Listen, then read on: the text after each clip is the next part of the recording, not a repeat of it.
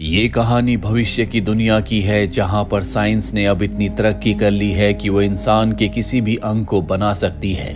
इंसानों के अंग को अब बदला जाता है और जो उन्हें रोबोटिक अंग लगाए जाते हैं उनसे वो पहले से भी ज्यादा स्ट्रांग हो जाते हैं। उनके अंदर बहुत शक्तियां आ जाती हैं। लेकिन इस दुनिया में कुछ ऐसे लोग भी हैं जो इस तरह के लोगों के खिलाफ हैं और उन्हें मार देते हैं। वहीं दूसरी तरफ हमें एक आदमी को दिखाया जाता है जो एक बहुत बड़े बैंक के अंदर जाता है। चेकिंग के दौरान उसके अंदर कुछ मेटल की चीज पाई जाती है। वो बताता है कि मेरा एक हाथ रोबोटिक है। इसके बाद उसे लॉकर रूम के अंदर ले जाया जाता है। जब उसकी आंखों को स्कैन किया जाता है तो उसके 3 लॉकर्स खुल जाते हैं जिसके अंदर हाथ के अलग अलग पार्ट्स होते हैं। वो अपना हाथ निकालकर उस दूसरे हाथ को अपने हाथ में फिट कर लेता है। दरअसल ये जो नया हाथ है ये अपने आप में एक हथियार है। वो उस अपने नए हाथ से एक लॉकर को खोलकर वहां से हीरे निकाल लेता है। हालांकि यहाँ पर सिक्योरिटी आ जाती है पर वो सिक्योरिटी को चकमा देकर उन पर हमला करके यहाँ से निकल जाता है। इन सब में वो बहुत जख्मी हो चुका है। बाहर वो अपने भाई हिटोर से मिलता है। वो हिटोर को हीरे दे देता है और कहता है कि तुम हीरे लेकर यहाँ से निकल जाओ, जल्दी पुलिस यहाँ पर पहुंचने वाली है। हिटोर को मजबूरी में वहां से जाना पड़ता है। तभी पुलिस वहां पर पहुंच जाती है जो हिटोर के भाई को गोली मार देती है। और अब जब उसे स्कैन किया जाता है तो पता चलता है कि ये एक मशहूर बॉक्सर था। पर जब इस दुनिया में बायोनिक्स की क्रांति हुई तो उसका करियर पूरी तरह से खत्म हो गया। इस तरह के बॉक्सर आ गए जिनके पार्ट्स रोबोटिक थे, उनसे वो मुकाबला नहीं कर सकता था। इसीलिए जानबूझकर उसने अपना एक हाथ कटवा लिया ताकि सरकार उसे नया रोबोटिक हाथ दे दे। लेकिन सरकार को उसके बारे में सब कुछ पता चल गया, इसीलिए उसे रोबोटिक हाथ नहीं मिला। इस तरह के अंगों को चलाने के लिए खास चिप की जरूरत होती है जो इंसान के सिर के अंदर फिट की जाती है। इस बॉक्सर को चिप एक दूसरे एथलीट से मिली थी जो अपनी जिंदगी की आखिरी सांसें ले रहा था। वहीं दूसरी तरफ हमें मारिया नाम की एक लड़की को दिखाया जाता है जिसकी मॉम एक लॉन्ग जंप की बहुत बड़ी एथलीट थी। बचपन से उसने भी लॉन्ग जंप की तैयारी की, उसने भी रिकॉर्ड बनाए। लेकिन अब दुनिया में बायोनिक आ चुका है, इसीलिए ऐसे लोग जिनके बॉडी पार्ट्स रोबोटिक हैं उन्हें हराना बहुत मुश्किल है। और उनमें से एक उसकी बहन भी है जिसका बीमारी की वजह से एक पैर खराब हो गया था, इसीलिए उसके पैर को काटकर रोबोटिक पैर लगाना पड़ा। और अब मारिया की बहन ने उस रोबोटिक पैर की मदद से इस दुनिया की सबसे लॉन्ग जंप लगाकर वर्ल्ड रिकॉर्ड बना दिया। मारिया भी अपनी जिंदगी में कुछ ऐसा ही करना चाहती है। वहीं हिटोर को दिखाया जाता है जो एक बॉक्सिंग क्लब में जाता है जहां उसके पास एक लड़का आता है। दरअसल ये मारिया का भाई है और टेक्नोलॉजी में बहुत एक्सपर्ट है। हिटोर उसे अपने डायमंड दिखाता है। वो बताता है कि इन डायमंड्स की कीमत $5 मिलियन है। लेकिन हिटोर को अपने काम के लिए $10 मिलियन की जरूरत है। वो अपने खुद के बायोनिक्स बनाना चाहता है, इसीलिए हिटोर को $5 मिलियन की और जरूरत है जिसके लिए उसे चोरी करनी होगी। लेकिन उसके भाई की मृत्यु हो चुकी है जो कि एक बायोनिक था। यहाँ पर मारिया का भाई कहता है कि मैं एक ऐसी शख्स को जानता हूँ जो तुम्हारी मदद कर सकती है, और वो हिटोर को अपनी बहन मारिया से मिलवाता है। हिटोर दरअसल ऐसे बच्चों की, ऐसे एथलीट की मदद करता है जो कि नेचुरल होते हैं, जिनके कोई भी बॉडी पार्ट में कोई रोबोटिक पार्ट ऐड नहीं होता। ऐसे एथलीट्स को अब देखना लोग पसंद नहीं करते। दरअसल हर कोई परफॉर्मेंस देखना चाहता है और परफॉर्मेंस वही लोग करते हैं जो कि बायोनिक है। मारिया हिटोर को बताती है कि मेरी मॉम हमेशा चाहती थी कि मैं लॉन्ग जंप की एक बहुत बड़ी चैंपियन बनूं, लेकिन जब से रोबोटिक पार्ट्स आए हैं तब से इन्हें हराना नामुमकिन बन चुका है। ये बड़े बड़े रिकॉर्ड्स बनाते हैं और इन्हीं लोगों को लोग देखना पसंद करते हैं।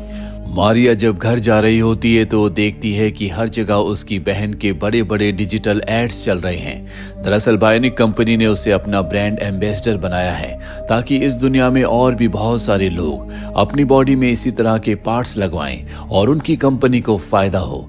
मारिया जब घर आती है तो वहां पर एक बहुत बड़ी पार्टी होती है क्योंकि उसकी बहन ने लॉन्ग जंप में एक बहुत बड़ा रिकॉर्ड बनाया है। मारिया को लगता है कि ये जो कुछ उसकी बहन को मिला है इस पर उसका हक था, क्योंकि बचपन से उसने इसी चीज की प्रैक्टिस की थी। यहाँ पर वो बहुत सारी शराब पी लेती है जिसके बाद वो यहाँ पर जितने भी एथलीट्स होते हैं जो सबके सब बायोनिक हैं उन्हें बहुत उल्टा सीधा कहती है। अपनी बहन से भी उसके आर्ग्यूमेंट्स हो जाते हैं जिसके बाद वो बाइक से घर से निकल जाती है। वो बाइक बहुत स्पीड में चला रही होती है, इसीलिए उसकी बाइक का एक्सीडेंट हो जाता है। जब हॉस्पिटल में उसे होश आता है तो उसे पता चलता है कि उसका एक पैर कट चुका है। ये देखकर मारिया अपना आपा खो बैठती है उसकी बहन, उसका परिवार उसे संभालता है। जल्दी मारिया घर आ जाती है जहां पर उसकी बहन उसे एक पैर से कैसे चलना है ये सिखाती है। और अब ऑपरेशन करके मारिया के सिर में वो चिप लगा दी जाती है जिससे उसका रोबोटिक पैर उसके शरीर के साथ पूरी तरह से सिंक हो जाएगा। जल्दी उसका पैर भी बदल दिया जाता है और अब जब वो प्रैक्टिस के लिए जाती है तो बहुत अच्छा परफॉर्म करती है, जो देखकर सब के सब हैरान हो जाते हैं। हिटोर भी यहाँ पर होता है। दरअसल हिटोर की वजह से उसे ये रोबोटिक पैर मिला है। ये बहुत महंगा होता है और हिटोर ने उसे पैर दिया है। रात को हिटोर से मिलने जाती है। ये दोनों की दोनों एक दूसरे के बहुत करीब आ चुके हैं। हिटोर कहता है कि मैंने तुम्हें रोबोटिक पैर इसलिए दिया था ताकि तुम हमारा एक काम कर सको। दरअसल ये गाड़ी को लूटना चाहते हैं जिसमें एटीएम में डालने के लिए कैश होता है ताकि इनके $10 मिलियन पूरे हो जाएं और ये बहुत सारी चिप्स को खरीद सकें। और अब मारिया भी इनका साथ देती है। वो उस वैन के सामने खड़ी हो जाती है जिसके अंदर कैश है और जैसी वैन उसके पास से गुजरती है वो अपने रोबोटिक पैर से उस पर एक किक मारती है जिससे वैन पलट जाती है। और अब ये उस वैन के अंदर एक गैस बॉम्ब को डाल देते हैं। इसीलिए पुलिस ऑफिसर्स को बाहर निकलना पड़ता है और तभी हिटोर के लोग आ जाते हैं। हिटोर अपने लोगों के साथ उनके ऊपर हमला करता है, लेकिन एक पुलिस ऑफिसर मारिया के चेहरे को देख लेता है जिस वजह से हिटोर को उसे मारना पड़ता है, क्योंकि अगर हिटोर उसे नहीं मारेगा तो पैसे ले जाने के बाद मारिया को पुलिस अरेस्ट कर लेगी। मारिया को देखकर बहुत बुरा लगता है कि हिटोर ने एक पुलिस ऑफिसर को मार दिया। इसीलिए वो अपने भाई से कहती है कि तुम्हें इनका साथ छोड़ना होगा। ये चोर के साथ साथ कातिल भी हैं, लेकिन उसका भाई उनका साथ छोड़ने से मना कर देता है। वही हमें डिटेक्टिव को दिखाया जाता है जो वैन के पास आता है। वहां पर जो जख्मी पुलिस ऑफिसर्स होते हैं वो बताते हैं कि जिन लोगों ने इस वैन को लूटा है उनमें एक बायनिक भी थी जिसने अपने रोबोटिक पैर से किक मारकर गाड़ी को पलट दिया। डिटेक्टिव पूछता है कि उसका कौन सा पैर रोबोटिक था। पुलिस ऑफिसर्स को इस बारे में कुछ पता नहीं होता। वो बताते हैं कि हम इतना बता सकते हैं कि वो एक ब्लैक लड़की थी। डिटेक्टिव को मारिया पर शक हो जाता है क्योंकि बहुत वक्त से वो उस पर नजर रख रहा था। साथ ही वो हिटोर के भाई के केस को भी देख रहा था। वो जानना चाहता है कि हिटोर के भाई के सर पर जो चिप लगाई थी वो किसने लगाई, क्योंकि वो पूरी तरह से इलीगल थी। साथ ही उसे पूरा यकीन होता है कि कोई ऐसी गैंग है जो बहुत सारे इलीगल बाइनिक्स बनाना चाहती है, जो जानबूझकर अपने पार्ट्स को कटवा कर उसमें रोबोटिक पार्ट्स को फिट करवाएंगे और ओलंपिक्स में और दूसरी इलीगल एक्टिविटीज में पार्टिसिपेट करेंगे। वहीं हमें मारिया को दिखाया जाता है। उसके पिता उसके पास आते हैं और कहते हैं कि तुम्हारा सिलेक्शन हो चुका है, यानी कि अब वो भी ओलंपिक्स में पार्टिसिपेट करेगी। इसके बाद वो प्रैक्टिस करना शुरू कर देती है। उसकी बहन भी उसके साथ प्रैक्टिस करती है, लेकिन मारिया बचपन से एक बहुत अच्छी एथलीट थी, इसीलिए बहुत अच्छा परफॉर्म कर रही होती है। डिटेक्टिव उसके पास आता है और कहता है कि मुझे शक है कि तुमने अपने पैर को जानबूझकर कटवाया है ताकि तुम बायोनिक बन जाओ, तुम्हें रोबोटिक पैर मिल जाए और तुम इस दुनिया की सबसे अच्छी एथलीट बन जाओ। ये सुनकर उसके पिता बहुत गुस्सा हो जाते हैं। वो कहते हैं कि तुम हमारे परिवार के ऊपर इस तरह का आरोप नहीं लगा सकते।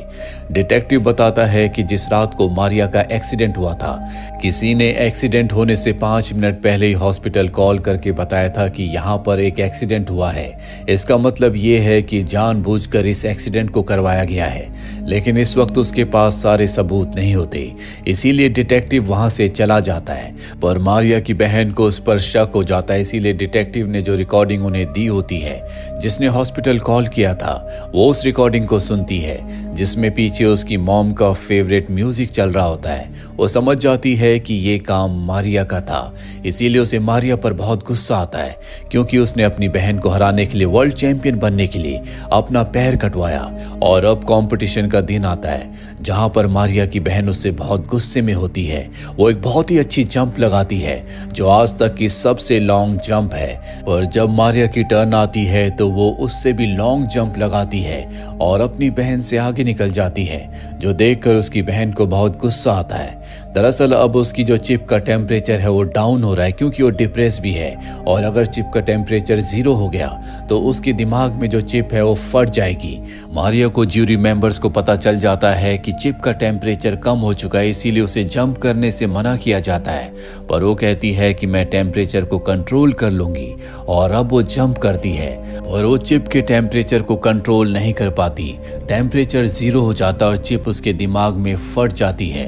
उसकी किस्मत किस्मत अच्छी होती है कि उसकी जान बच गई, लेकिन अब उसे दूसरी चिप नहीं लगाई जा सकती क्योंकि एक एथलीट को, एक बायनिक को जिंदगी में एक ही चिप दी जाती है जो कि उसके बॉडी पार्ट के बारकोड के साथ मैच करती है। मारिया अपनी बहन की हालत को देखकर बहुत ज्यादा परेशान होती है, उसके दिल में गिल्ट होता है, इसीलिए बहुत ज्यादा प्रैक्टिस करना शुरू कर देती है।